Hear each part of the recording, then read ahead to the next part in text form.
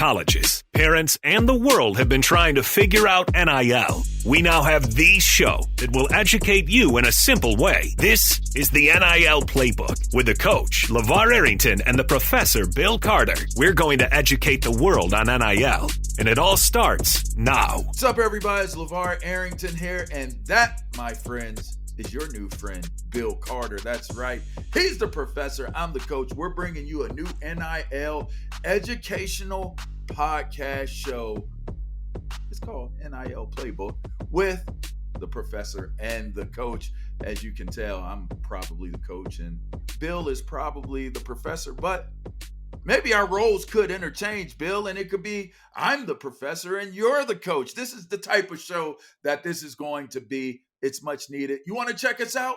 Go on Twitter. You could go to @LaVar Arrington, or you could go @NIL Playbook with the professor and coach.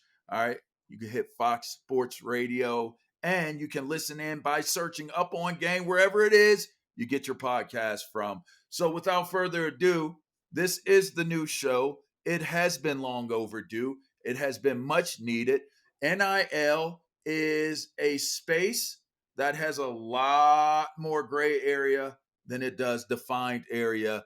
And who better than to bring the experts of the expert of experts into the podcast world to talk about what's going on in NIL, the details of it, the ins and outs, the do's, the don'ts, the common sense approaches, the wrong approaches. It's Bill Carter. So let's get some introductions going.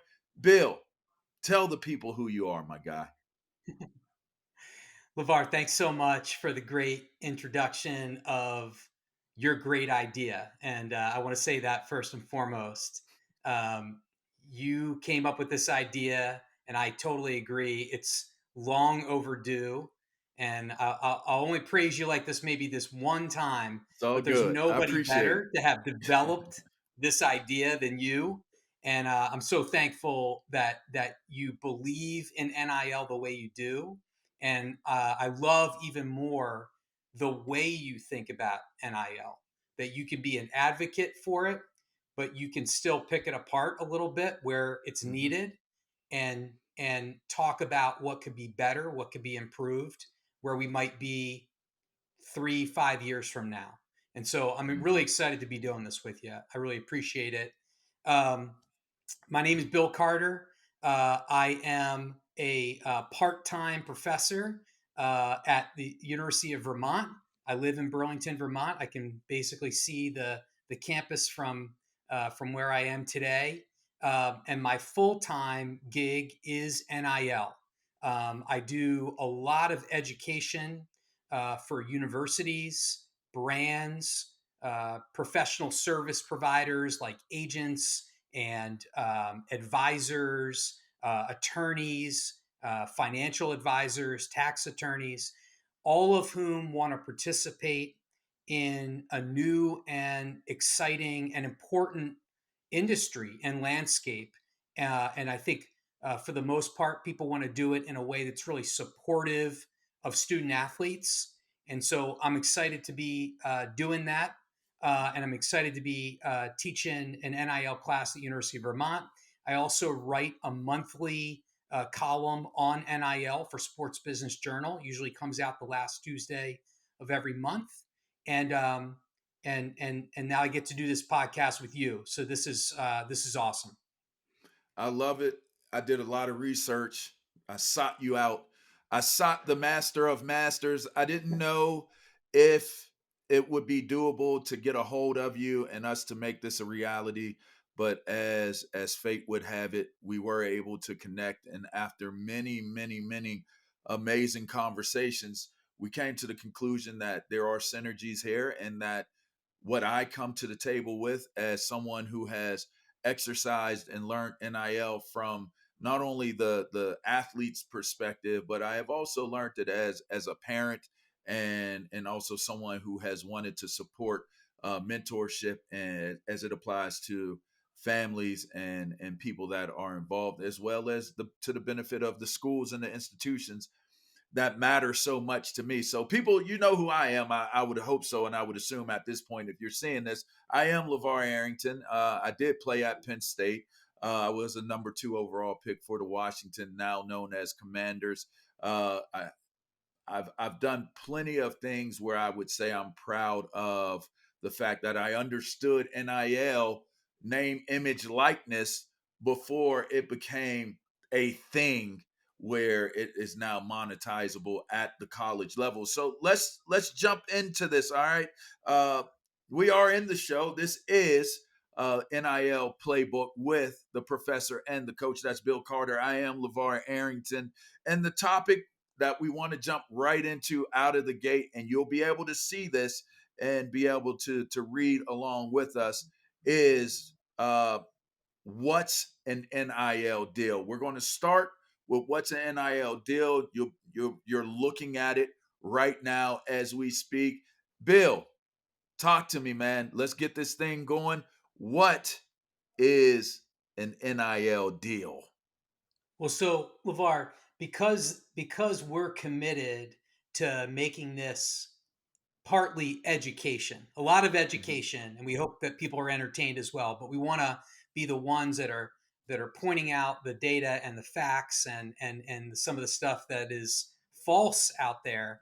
I want to start with what NIL is not, right? All right, So wonderful. there's Let's a do that. term Let's do that. there's a term that a lot of us, you and I included, often use out in the sports industry. We like to call everything an endorsement, right?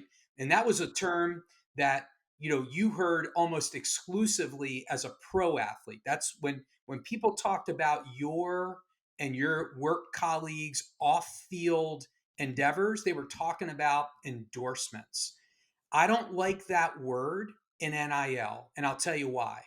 Because it's not descriptive, right? So and your background, my background, and a lot of athlete marketing on the pro side, and when somebody says endorsements, we don't really know what the relationship is between that pro athlete and a brand or a small business or a nonprofit, no matter what it is, because endorsements not descriptive. You could be doing something on social media. You could be doing something in a retail store. You could be shooting a 30-second television ad. We don't know. All of that is sort of endorsement, right?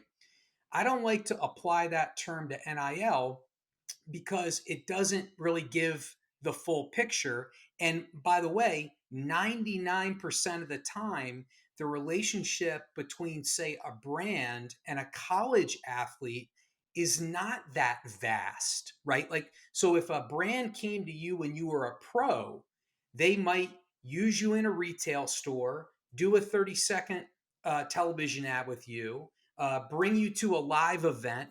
All of that we call athlete activation, right? They would use you, they'd activate you across all these different platforms. That doesn't really happen in college. What happens in college for the most part is that an NIL deal, and now it's not the first time I'm going to be long-winded, but No, you I'm got it. finally going to answer your question, You are the is master. You an got it. NIL deal between a brand or a nonprofit or even a collective. I know we'll talk about that collectives on other shows that we do, but any of those deals will be very specific, right? The brand hires a student athlete to post on social media or hires the student athlete to make an appearance at a retail store or to sign autographs or to be part of some instruction, a camp, a clinic, or doing private instruction, or a trading card deal or an NFT deal. But it's almost always, LaVar, almost always one thing. There's a million Mm. reasons for that that we're going to get to. But NIL deals, that right out of the gate, I'd love for the audience to know, don't use that term endorsement. You're not wrong, Mm. but you're also not right because endorsement doesn't cover it. It's not specific enough. Hmm. I think that's interesting because when you talk about endorsements, that's where the Michael Jordans came from, endorsing Nike. That's where so many different athletes have built a lot of wealth, is through endorsing the different brands that are connected to them. I would ask you this, and looking at the specifics of what an NIL deal would represent, what is the way, in your estimation, how do these companies or advertisers look at who it is that they want to work with, or potentially perspective would want to have the name and the image and the likeness of these college athletes doing this one specific thing for their company that they would be able to leverage? Because obviously it's all about taking that content. It's really about taking the content of what it is. NIL is really about taking the content of what people are doing, what the athlete is doing, and leveraging that content for their gain. How do you suspect that they go about figuring that out? Yeah. Well, so in some ways, again, it's similar to, what your playing career, in that a brand who might be interested in a professional athlete, they look at a number of different factors. Probably the highest on the list is, does this person fit with my brand? Is their personal brand aligned with my corporate brand? And then is this person going to give my brand visibility to the point where they might even bring in an additional audience? So uh, not only do I have the advantage that our brands are alive, but they might introduce me to an audience that I might not even have, right, as a brand. Now, is that the case uh, for college athletes in these NIL deals? Somewhat, but I think there's more because they being student athletes are usually being hired to do one thing at a time on a short-term basis. But I got to say something. You bring up Michael Jordan and Nike and sort of how the term endorsement became part of our language. It's a great example. Can you imagine if NIL had been introduced when Jordan was at North Carolina? Nike wouldn't have come to him and said, "Hey, we want to do this long-term deal with you," because wouldn't be allowed. They would have said, let's pretend social media was around in the 80s. They would have said, "Michael, we want you to promote a basketball shoe, but just for 6 months, preseason, and then through March Madness. And we want you to do it a couple of times a month on social media." That would have probably been how somebody like Jordan would have started a relationship with a brand like Nike. It wouldn't have been all the things we think about with Nike and Jordan today, and certainly not his own signature shoe, right? It would have been really tactical and specific. But LaVar, to your question, how are they getting chosen? Well, a lot of the same pieces are in place. A brand goes to an athlete because that college athlete represents in their personal brand something corporate brand really appreciates. They think that the student athlete can give them visibility, particularly on social media, right? So, I mean, I'll try not to use this example every week because everybody gets sick of examples with Livy Dunn, gymnast at LSU. But Livy Dunn has created her NIL empire mainly because she's got such a tremendous social following in the millions and millions on Instagram and TikTok. And so what she delivers for every brand that she works with is immediately she can post one thing on Instagram or TikTok, 4 million people see it. Most of them are between the ages, I would say, of 16 and 28.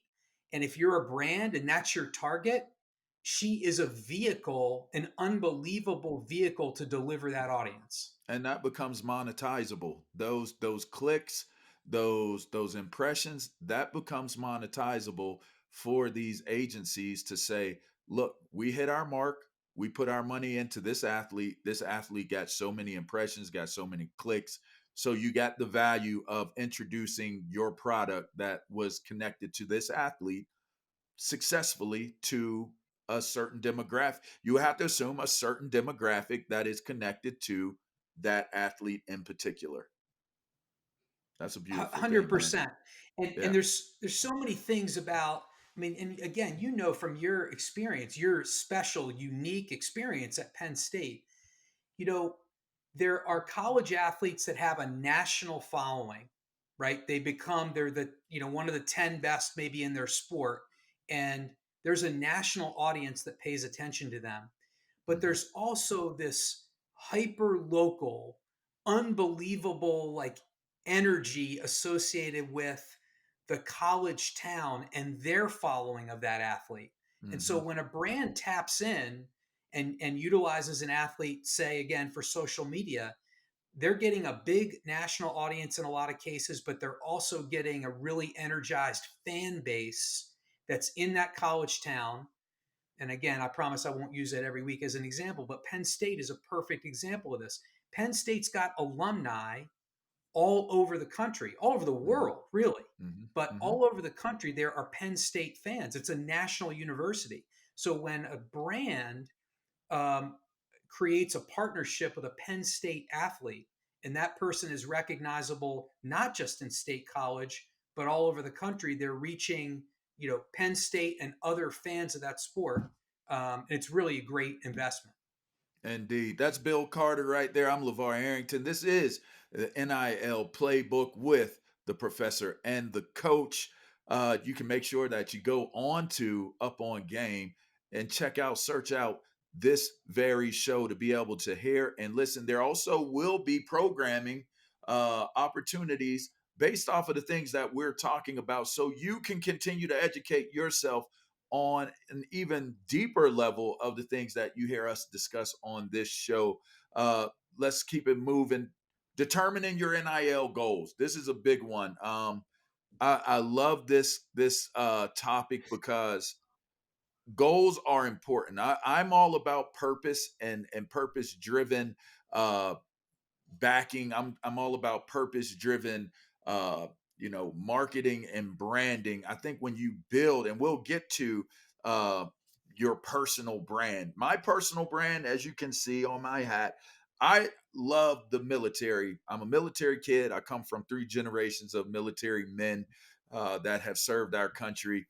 Anything that has to do with our veterans, anything that has to do with our active military, our first responders, that's me. I'm all about it. So for me, understanding that purpose of being able to help bring awareness to veterans needing services that can help them from taking their own lives. I mean, suicides of military vets is such a high rate on a daily basis. So for me, that's what my brand aligns with. There are a lot of great companies out there and agencies that want to align themselves with these types of storylines. So in talking with you, my goal when I go out after my name, image, and likeness deals are to align my brand, my name, and my image and my likeness to those types of companies that align with what I'm doing because I found in NIL the best way for an athlete to represent that agency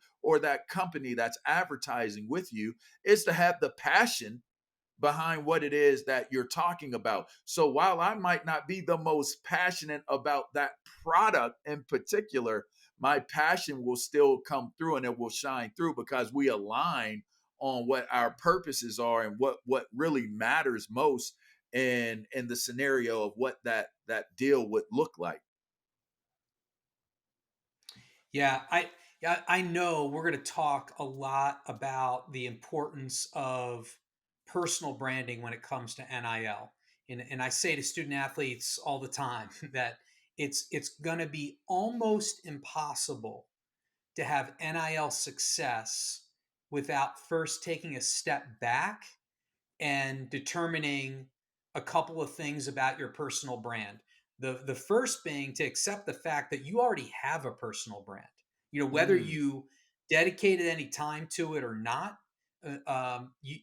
you have one, and we know that because I can go into a room. You can point to a room and say, "Hey, you know, if I have 5 friends or 5 people that know me in that room, I can walk in that room without you, and I can say." What do you think about this person? Or when I say this person's name, what's the first word that comes to your mind? That is your brand, right? Um, Jeff Bezos of Amazon is sort of famous for saying this exact thing, which is that your personal brand is what other people say about you when you're not in the room, right? And that's a Mm-hmm. great, I think, description, I think, particularly for a student athlete to recognize. You have, even from high school on, from high school and college now, you're visible. You may not be famous yet, but you're visible. People know who you are, and they've read about you. They've seen an interview. They've watched you on the sideline. They've seen you in class. They may have interacted with you. All of that contributes to what your brand is. And it's, I think, important for student athletes to accept that, take a step back, and then decide, LaVar, the way you did. And it probably came very, very naturally to you because of your upbringing and your military background with your family. That felt probably so natural for you to gravitate towards that, you Mm-hmm. know? Mm-hmm. But for some student athletes, I say the second step is really to decide what your purpose is. Mm-hmm. And what, LaVar, one of the things I say to sort of simplify it for student athletes is, because they don't like to hear words like mission and purpose as much, right? It doesn't, it's hard for It's them to too sort of old. grasp. It's too Too old. too old, It's and too it's old. not specific enough, right? Sure. But You're when right. but if I say to them, I'll get to your purpose right now with this question. What could you stand up and talk about right now with no notes for the next 30 minutes? What could you talk Mm. about? Stand, Mm-hmm. think about that. Mm-hmm. Or what could you promise to post about on social media once a week for the next year, right now, that would feel good to you? Mm-hmm. And with those questions, you can very quickly get to a student athlete's purpose, because they'll tell you, I care about mental health. I care Mm-hmm. about physical fitness. I care about Mm-hmm. nutrition. I care about leadership, whatever that thing is. Mm-hmm. And to your point, and then I'll stop talking, LaVar, but like, to your point, when you find that purpose, even when you're 19, 20 years old, that thing you want to talk about, stand up in front of a room and talk about, or post on social media, it makes it much easier for you to identify the companies, like you said, that you want to work with, Mm-hmm. because they're companies that are going to step forward and say, that thing that you always post about, let's say it's mental health, my brand is about that too. And Mm-hmm. so that's why we're going to be a great partner here. So how does that specifically play into determining the goals of getting involved in the NILs, whether it be from the deals, whatever it may be? How does that brand development, because that was actually a topic that we were going to touch on after program or NIL, what are your goals? But they do all this, all fits together. It's like Tetris, right? It all fits together. And it just, I'm curious, how much of a role does building your personal brand and what that represents to you, like you just explained, how much does that play again into the goals, or how much should it play into the goals that you're setting for NIL? Well, I'll say, I'll mention one or two things, but I'm gonna pitch it back to you, because I'm really interested in terms of how you approach some of these things throughout your Mm-hmm. career as Mm-hmm. a very young person, in college, as a pro, and then career wise after that. But like, I think we get so, I mean, we're so quick, not you and I, because we're going to break this, but Mm-hmm. people are so quick to talk about compensation associated with Mm-hmm. NIL That's in there. that That's they on the fail to rundown. see the big picture, right? Yep.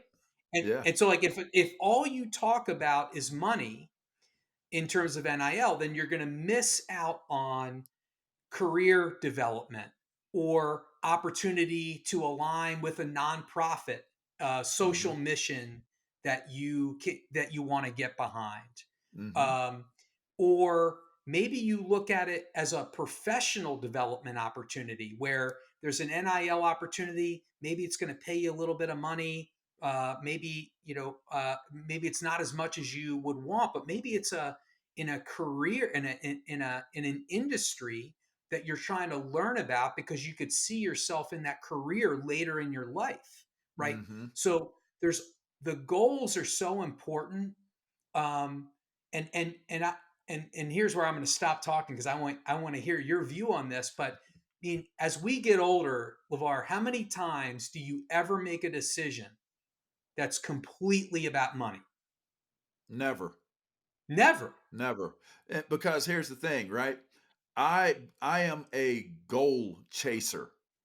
I am a goals chaser. So it's so interesting that we would say what determines your NIL goals. I set goals based upon how I want to be remembered in my life, how I want to feel about myself. So when I look at the things that I want to accomplish, do I want money? Hell yes, I want money. But what I also understand is that the goals that you set are generally the products that money is chasing. Did y'all hear what I just hit y'all with?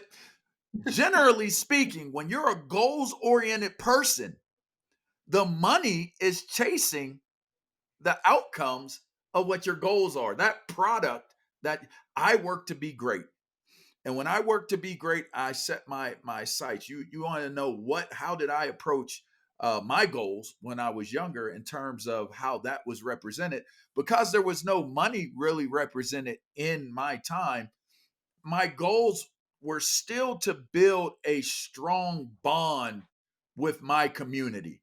That was my goal. And that was probably because I come from a military family and I come from a Christian family. So I grew up in the church and I understood what the reverend and the deacons and the mothers of the church and the first lady. And I understood the structure of what that represented to those specific communities.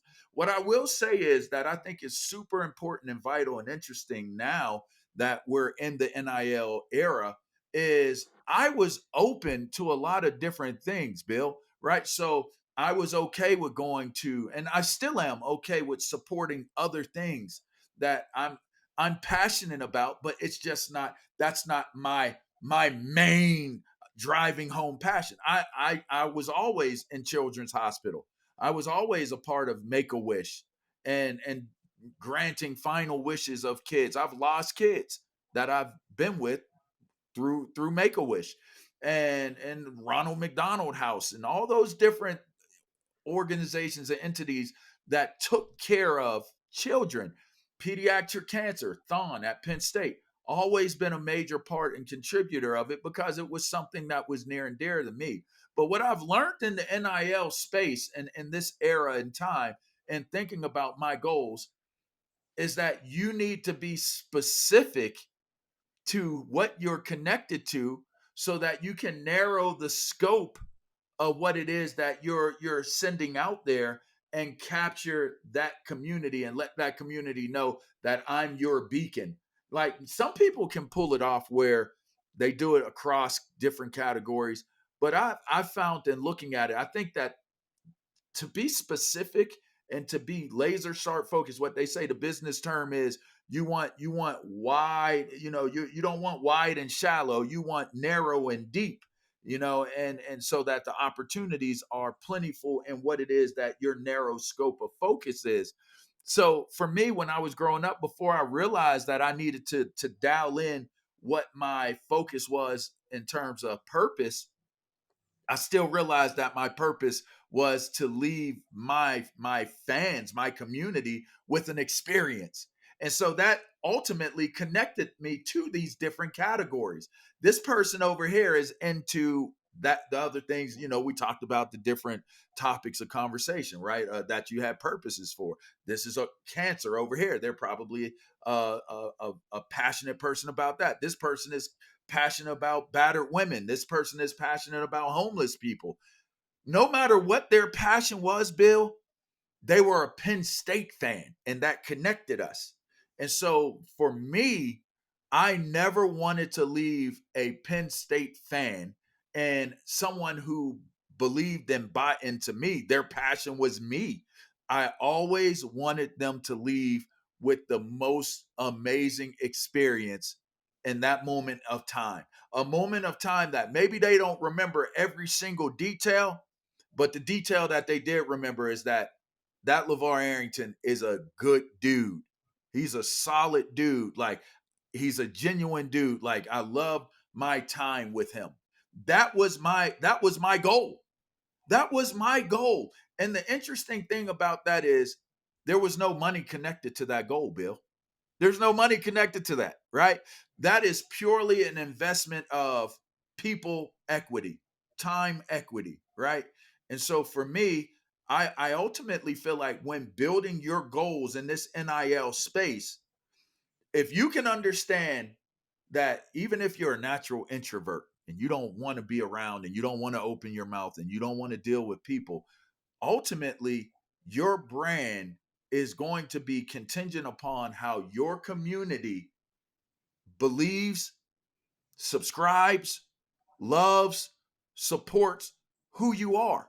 And the only way you can get to that place is by being able to communicate properly with the people that you're building your community with. So now in my older age, I focus in on who I specifically appeal and I apply to, from age demographic to what they do to where they live, you name it. I am very, very specific in the community that I built, and I built my community out one person at a time. And it's because it matters and it's genuine.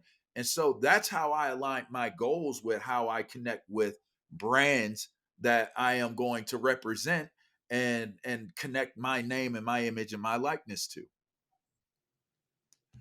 So I got to tell you this, LaVar, this quick story.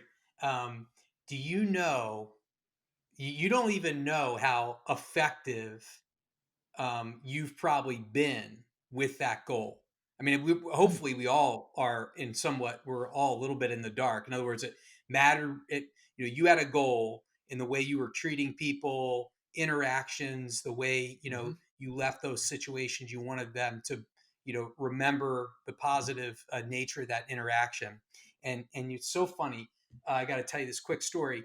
You know that after you and I spoke the first time several months ago, and you and I had never met before, and I was on the phone with somebody, a few hours later, and I mentioned to him, who's in the sports industry, and I mentioned to him that I had been speaking with you, and you know what he said to me? He said, "My dad met LaVar at a Washington Football Club function, and he came Hmm. home telling me about that interaction." That's You know, awesome. and this was obviously, That's I don't know awesome. the year, but obviously it was many, many years ago. You know Yes. what I mean? Yes. And so Yes. and that's probably not the first time you've heard something like that, but it's It's interesting. It's a but small it's world. that's you asked me, is it about the compensation? To me is what you just gave me. That's my compensation, knowing that whether I hear it or not, whether I get that or not, I know for me, I gave my best me to the person that I met every single time. I don't care what type of day I'm having, Bill. I could be having the worst day ever. But if somebody from my community approaches me, they see me, they want to talk to me, I immediately put any and everything that is impacting me, maybe not even most positive way, and it does not matter, because that investment in that moment of time is really about the importance of what that person that thought enough of me to recognize me Right. and talk to me, to leave them with that experience that gives you hope for humanity, that actually people are okay, they're good people. There are some people that have done some really cool things in life, but yet they're still people. So that to me, that's always been my compensation. Well, Yep. when you put it in the context of NIL goals again for a second, I think a lot of times, and again, you know this from your pro experience, you know, even before even before NIL, there were 10,000 professional athletes in this country So all the major leagues, and if you include, all of the individual sports, pros in skiing and surfing and snowboarding and bike racing, you add them all up, you had 10,000 professional athletes in this country. And so I'd like to, joke to people, back before NIL, there was never a brand who ever said, gosh, I'd really love to get into athlete marketing, but I can't find any athletes. Okay. Mm-hmm. There were always a lot of athletes to choose from. And the difference oftentimes between one athlete getting a deal of some kind and another athlete not getting a deal was how committed that athlete was in showing the brand that it wasn't just about the The money. monetary compensation, Mm-hmm. that they were going Indeed. to go the extra mile, and that they cared about the brand or the brand's mission. They were aligned. And So I important. remember this. I'll So tell you one important. other quick story, LaVar. Like, for many years, the sports marketing agency I owned, which is still in existence, but I sold it a few years ago. We did a ton of Pepsi work. I was around a lot of professional athletes in different sports. I'm going to leave the names out of this, but I'll tell you this: there were race car drivers, and there's only been a few in the Pepsi family, so people can probably figure out who this is. But there were race car drivers making $5 to $7 million a year at Pepsi. And you know what? It wasn't that, but and they knew it was a lot of money, and they would always come to Pepsi, and they could work the room like you've never seen. They would Mm-hmm. stop at every single desk and say hello. They would meet everybody in the building. They were not in Mm-hmm. a rush to get in and out, and they knew what the relationship needed to be like, and, Mm-hmm. and Mm-hmm. there's an NIL version So of that. important. Man, Going it's so back important. to the goals conversation, there's an NIL version of that, which is when a student athlete says to me, and they don't usually say it this directly, it's more indirect, but I can tell that they're only doing NIL deals for the money. I say, that is absolutely your right. And by the way, congratulations for putting yourself in a position where you even have that option. You've Mm-hmm. obviously worked very hard. And so you deserve whatever choice you make, I'm okay with, right? It's your choice. But NIL can be much more than that. It can be about professional development, career development, social impact, um, It and should and be. and That's it the should most be. And impactful. And that's the way. That's the framework right there. yeah, I agree. And by the way, for a lot of student athletes, it's, we talk about compensation. For a lot of student athletes, the compensation is not going to be an overwhelming, All right, stop there. life-changing Stop number there. anyway. Stop there, Right. Bill. Stop there. That's Bill Carter right there. That's the professor, and he's teaching y'all right now, man. That is the man. That's Bill Carter. I'm LaVar Arrington. This is the NIL Playbook with the professor and the coach. Make sure you check us out up on Game, wherever it is that you subscribe to get your podcast from. Make sure you check us out. This is the show that you need if it's all about NIL. You need to learn about NIL. You need to understand NIL. This is the show for you. It's about time. We knew it's been long overdue. That's Bill Carter. Let's wrap this thing up with compensation. You got the compensation. You touched on compensation. Compensation has been a part of the entire conversation. And for what it's worth, Bill, let's be real here. Most people in the NIL situation will not be people that are wealthy. There will not be a tremendously large amount and percentage of families and athletes and people. For what it's worth, these are young men and women. So most of them don't have jobs or have had jobs, or if they do, they're very, simplistic jobs, entry level jobs in terms of what it is that they're doing. But most families of athletes aren't going to be super affluent families where they're looking at it from the standpoint of money and compensation doesn't really matter. In fact, when you think about it, a lot of the stories that I hear are very sad stories, right? You got these families of these athletes They're able to go to school and get an education and play, but they don't have enough money, enough resources to actually even be a very, very involved or present presence and influence on their kids, just for the simple fact that they can't afford to do it, can't afford to drive into a college town and be there for the time that their kid is performing and having a game, because they can't afford a hotel room. So you hear stories about parents staying in the kids dorm room. They'll stay in the kids dorm room because they can't afford a place to stay in order to be able to go see their kid play. There's so many different stories that have surfaced, and you start to hear about, oh, maybe that's the reason why that kid left early. Now it makes sense why the kid didn't stay to get their degree or whatever it may be. They left for the pros to go get the money and go get it earlier. Now that you have NIL, there's not necessarily the rush to leave to go get that check, but understanding that compensation is certainly a very, very important part of all. In fact, it's probably in a lot of ways, if we're being honest, it's all about the bottom line. In life, people will monetize things differently, but no matter how you, whether it's love, whether it's hate, whether it's helping, whether it's being selfish, it's always about the bottom line of what it is that you're going for, and that compensation. How do we approach the conversation of compensation?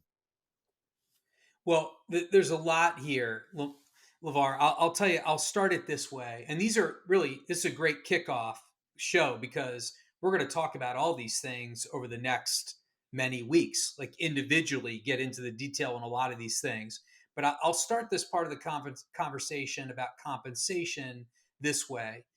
The listeners should know that compensation really starts, it really stems from three places right now. There's three revenue streams in NIL. The first is mainly through NIL marketplaces. And think of these as like the dating apps of NIL. So a brand goes on to the marketplace and creates a profile and says, I'm a footwear company and I'm looking for people to post about my brand on social media. And I'm going to pay everybody X number of dollars who wants to do this for the next 6 months. That's a marketplace, and student athletes go in the marketplace as well, and they create profiles, and that's how they find each other, right?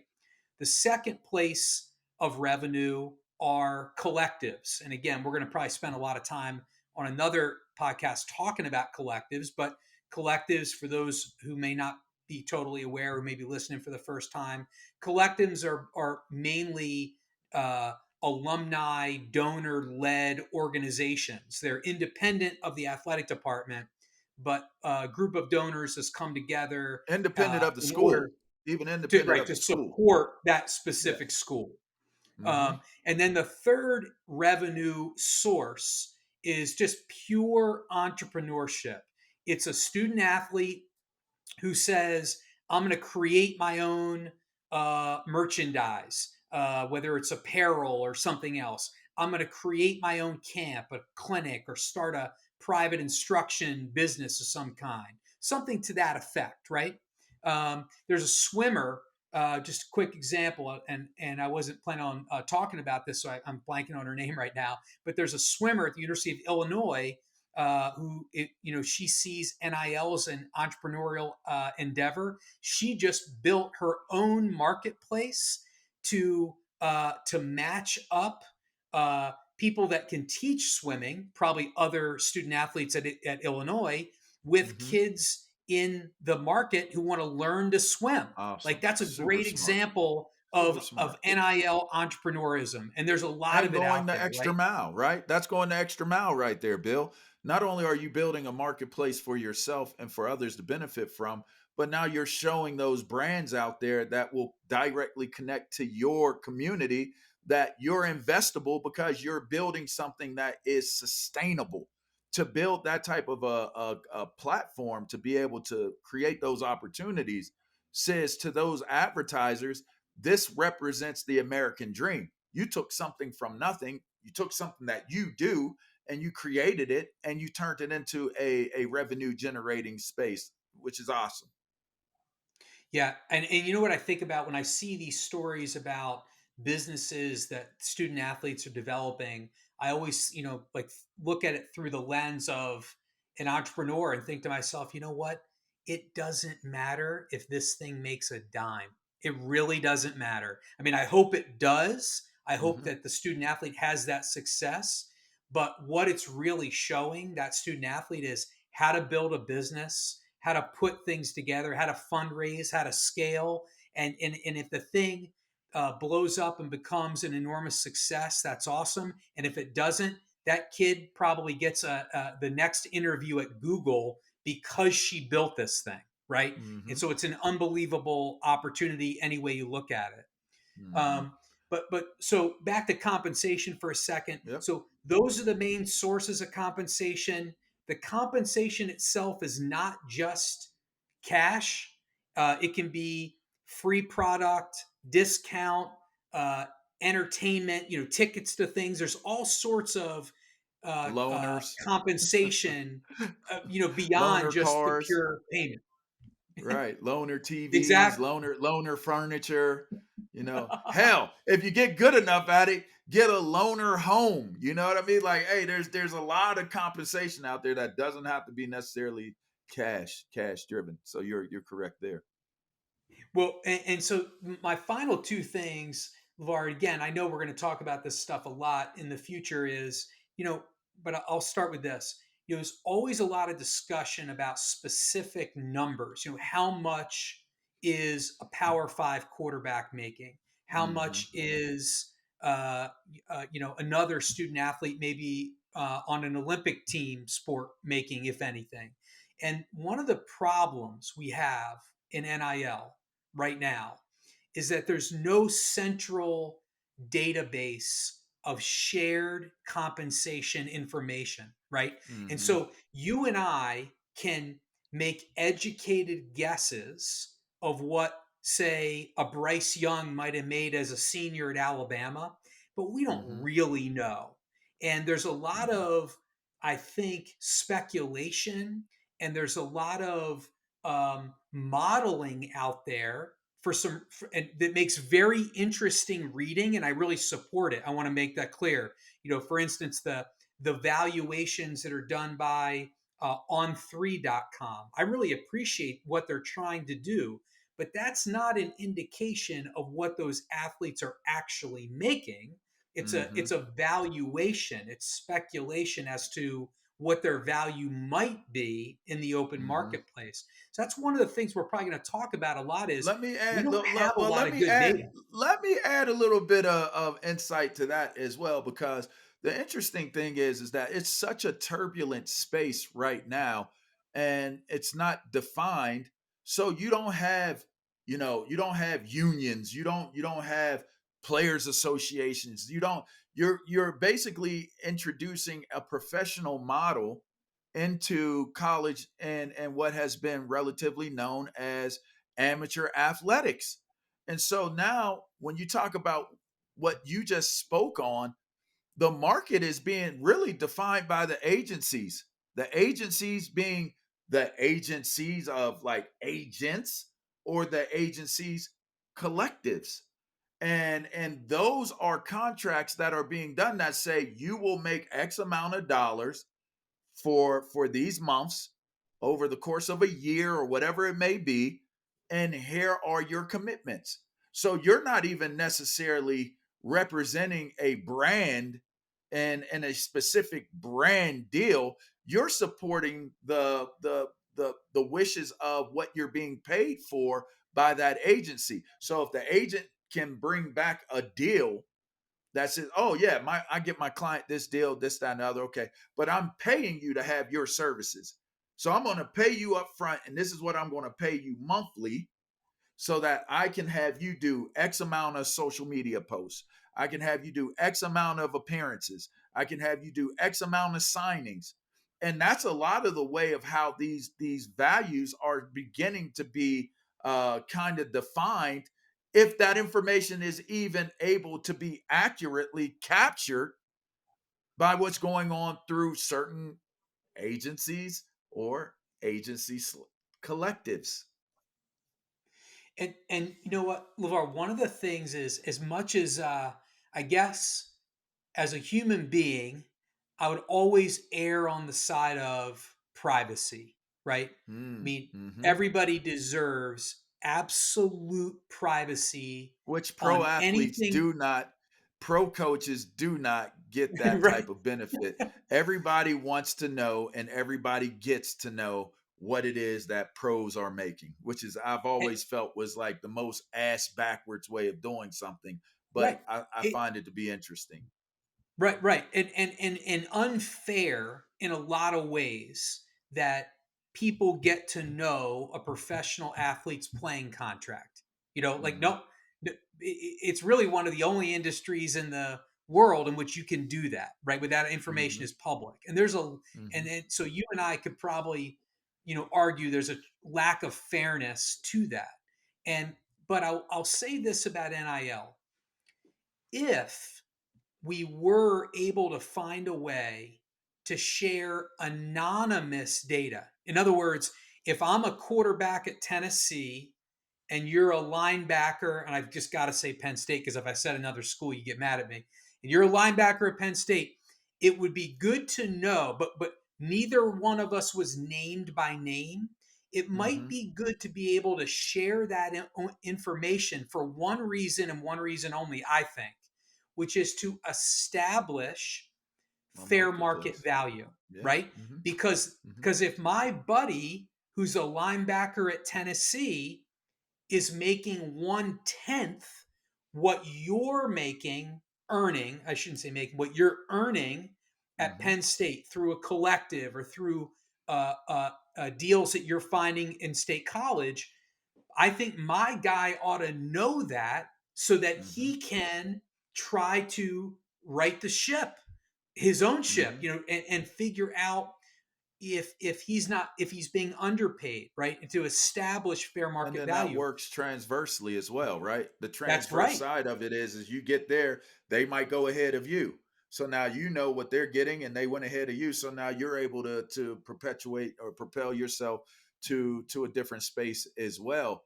I mean, you're talking about the pro model. I mean, Right. that's a pro model is what being explained right now.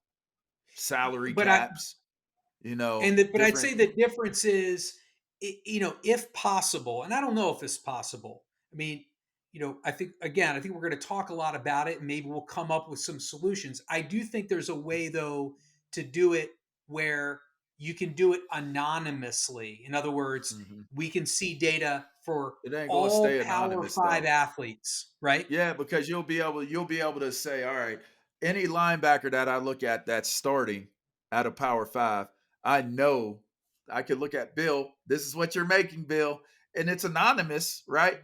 But I know that you're somewhere in that price range because that's been established. But it is an interesting conversation that I'm sure we will continue to delve into because that whole process of defining the marketplace in the NIL space of college is going. That's when I liking where we're at right now. Live bullets are flying in college sports now.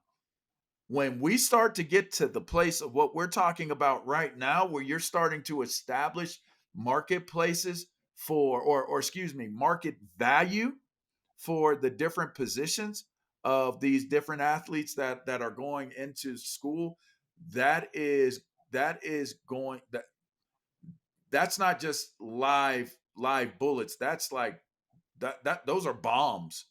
Those are missiles that are coming. You're now not dealing with foot soldier issues here. You're dealing with tanks. You're dealing with jets, like fighter jets, because now you're talking about you can't duck. You can't say, "Oh, I got a value. I got Bill Carter for just a regular entry level contract to come to our school." And you know why you're not going to be able to do it? Because of the transfer portal. Oh, you Right. thought you got me. You snuck me, huh? You thought you got me. Okay.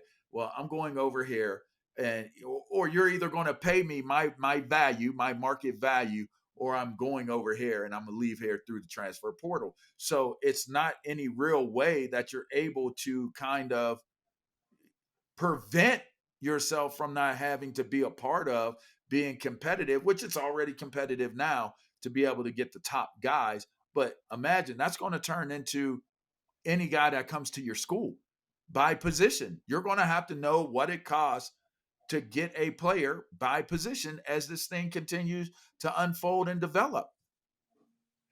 So, and one of the things that, I mean, it's one of the reasons what you're describing is one of the reasons that I'm so fascinated by NIL. It's why it's so easy for me to get up every morning and work on it all day long.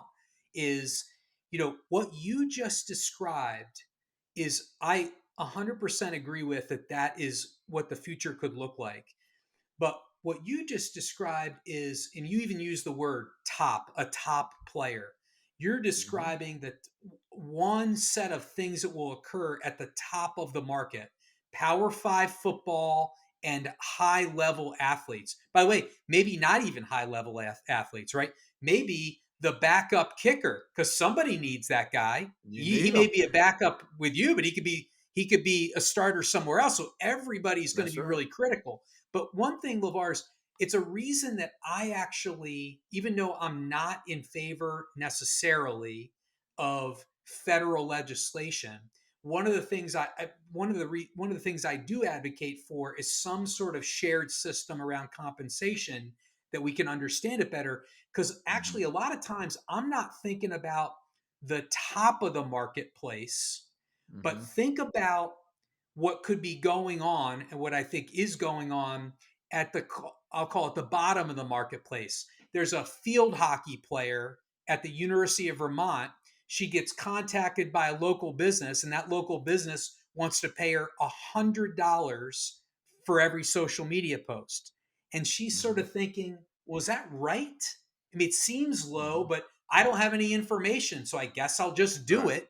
And we want to empower that young woman too to say, no, I did my homework, and for a mid-major in my sport at my level, I'm the leading scorer, I'm the captain of the team, my rate, it really ought to be $400 a post. And so I think that's why this stuff is so fascinating, because these two athletes, they have nothing in common really day to day, but they can both be helped by things like what we're talking about.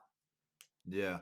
Wow, it's a whole lot to get to. And as you guys can see, there is so much to discuss. We will be taking you on this journey of educating you all on what the NIL is, what it represents. We're the playbook. And this is the NIL Playbook with the professor and the coach. I am here with my guy, Bill Carter, and I am LaVar Arrington. We will, as I mentioned, be educating you on what NIL represents and all of the different facets, all of the different topics that are connected to the NIL. So get ready, buckle up. It's going to be a wild ride.